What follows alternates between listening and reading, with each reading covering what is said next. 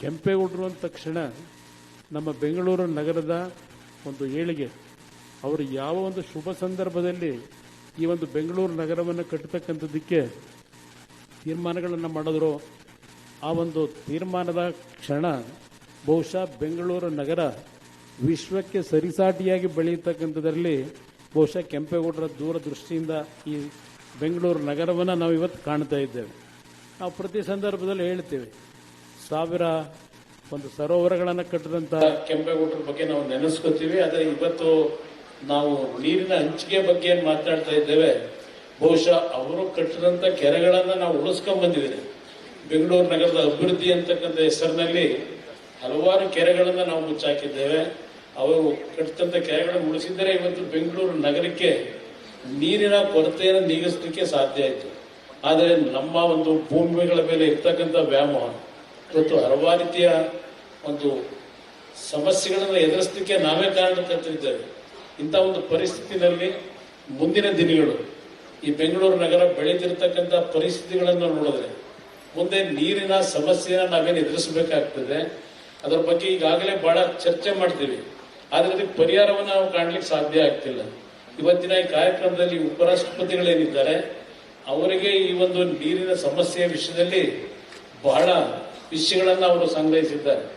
ನಾನು ಈ ಸಭೆಯಲ್ಲಿ ಗಮನಕ್ಕೆ ತರತಕ್ಕಂಥದ್ದು ಬಹುಶಃ ರಾಜ್ಯಸಭೆಯ ಸದಸ್ಯರಾಗಿ ಸನ್ಮಾನ್ಯ ದೇವೇಗೌಡರು ಕೆಲವು ಕಾಲ ನಮ್ಮ ಉಪರಾಷ್ಟ್ರಪತಿಗಳ ಜೊತೆಯಲ್ಲಿ ಹಲವಾರು ಸಮಸ್ಯೆಗಳನ್ನ ಚರ್ಚೆಯನ್ನು ಮಾಡ್ತಕ್ಕಂಥದ್ರಲ್ಲಿ ಉಪರಾಷ್ಟ್ರಪತಿಗಳು ಅವರಿಗೆ ಇರ್ತಕ್ಕಂಥ ಹಲವಾರು ಬಿಡುವಿಲ್ಲದೆ ಇರತಕ್ಕಂಥ ಸಂದರ್ಭಗಳಲ್ಲೂ ದೇವೇಗೌಡರಿಗೆ ಸಮಯ ಕೊಟ್ಟು ಈ ಒಂದು ನೀರಿನ ಹಂಚಿಕೆ ವಿಷಯದಲ್ಲಿ ಅವರಿಬ್ಬರು ಬಹಳ ಚರ್ಚೆ ಮಾಡಿರ್ತಕ್ಕಂಥದ್ದನ್ನ ನಾನು ಅರಿತಿದ್ದೇನೆ.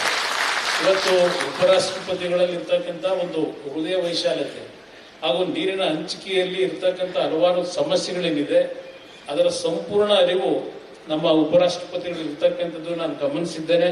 ಬಹುಶಃ ಕನ್ನಡ ನಾಡಿಗೆ, ಕರ್ನಾಟಕಕ್ಕೆ ಬೆಂಗಳೂರು ನಗರ ಇದು ಕೇವಲ ಒಂದು ಸಮಾಜ ಇಲ್ಲ, ಕನ್ನಡಿಗರಿಗೆ ಸೇರಿರ್ತಕ್ಕಂಥದಕ್ಕಿಂತ ಹೆಚ್ಚಾಗಿ ಈ ನಗರ ಈ ದೇಶದ ಹಲವಾರು ಭಾಗದಿಂದ ಬರ್ತಕ್ಕಂಥ ಪ್ರತಿಯೊಬ್ಬರಿಗೂ ನೆರಳು ಜೀವನವನ್ನು ಕೊಟ್ಟಿರ್ತಕ್ಕಂಥ ನಗರ ಇದು.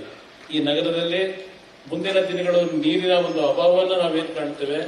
ನಾನು ಈ ಸಮಯದಲ್ಲಿ ಹೆಚ್ಚಿನ ಸಮಯವನ್ನು ತೆಗೆದುಕೊಳ್ಳಕ್ಕೆ ಹೋಗದೆ ಈ ಸಂದರ್ಭದಲ್ಲಿ ನಮ್ಮ ಗೌರವಾನ್ವಿತ ಉಪರಾಷ್ಟ್ರಪತಿಗಳಿಗೆ ತಾವು ಭವಿಷ್ಯ ಈ ವಿಷಯದಲ್ಲಿ ತಾವು ದೊಡ್ಡ ಮನಸ್ಸು ಮಾಡಿ ಈ ಒಂದು ಕರ್ನಾಟಕದಲ್ಲಿ ಇರತಕ್ಕಂಥ ನೀರಿನ ಸಮಸ್ಯೆ ಬಗ್ಗೆ ತಾವು ಸ್ವಲ್ಪ ನಮ್ಮ ಪರವಾಗಿ ಧ್ವನಿಯನ್ನ ಈ ಸಂದರ್ಭದಲ್ಲಿ ತಾವು ಧ್ವನಿಗೂಡಿಸಿದರೆ ಬಹುಶಃ ದೊಡ್ಡ ಶಕ್ತಿ ಬರ್ತದೆ ಅಂತಕ್ಕಂಥದ್ದನ್ನ ಈ ಸಂದರ್ಭದಲ್ಲಿ ಸ್ಮರಿಸ್ತಾ ಇವತ್ತು ನಿಮ್ಮೆಲ್ಲರಿಗೆ ಕೆಂಪೇಗೌಡರ ಈ ಒಂದು ಜಯಂತ್ಯೋತ್ಸವದಲ್ಲಿ ಶುಭಾಶಯಗಳನ್ನು ಕೋರಿ ನನ್ನ ಎರಡು ಮಾತುಗಳನ್ನು ಮುಗಿಸ್ತೇನೆ.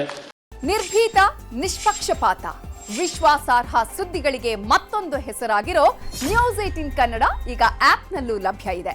ದಯವಿಟ್ಟು ಇಲ್ಲಿರೋ QR ಕೋಡ್ ಅನ್ನು ಸ್ಕ್ಯಾನ್ ಮಾಡಿಕೊಂಡು ಆಪ್ ಡೌನ್ಲೋಡ್ ಮಾಡೋದಕ್ಕೆ ಮರಿಬೇಡಿ. ನಿಮ್ಮ ಬೆಂಬಲ ಹೀಗೆ ಸದಾ ನಮ್ಮೊಂದಿಗಿರಲಿ. ಧನ್ಯವಾದ.